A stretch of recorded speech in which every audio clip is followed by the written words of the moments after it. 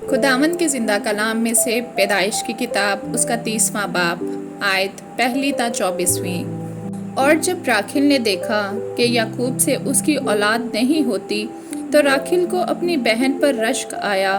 सो वो याकूब से कहने लगी कि मुझे भी औलाद दे, नहीं तो मैं मर जाऊंगी।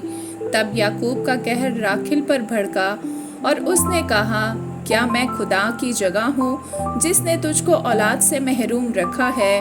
उसने कहा, देख मेरी लौंडी बिल्हा हाजिर है, उसके पास जा ताकि मेरे लिए उससे औलाद हो और वो औलाद मेरी ठहरे। और उसने अपनी लौंडी बिल्हा को उसे दिया कि उसकी बीवी बने।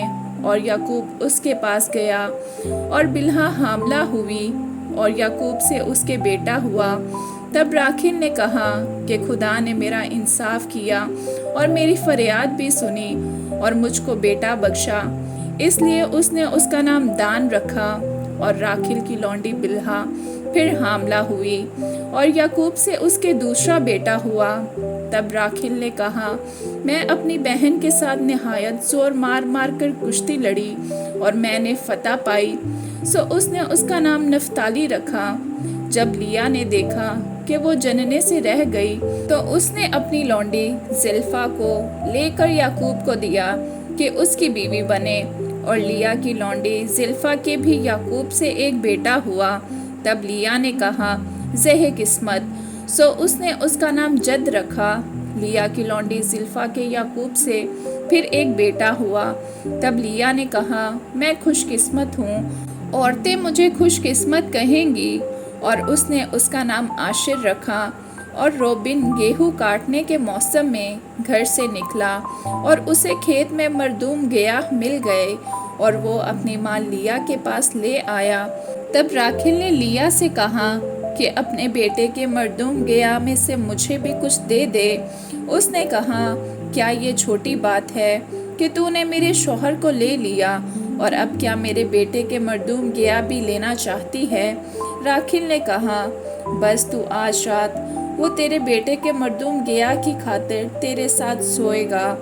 जब याकूब शाम को खेत से आ रहा था तो लिया आगे से उससे मिलने को गई और कहने लगी कि तुझे मेरे पास आना होगा, क्योंकि मैंने अपने बेटे के मरदूम गया के बदले तुझे उजरत पर लिया है। सो वो उस रात उसी के साथ सोया।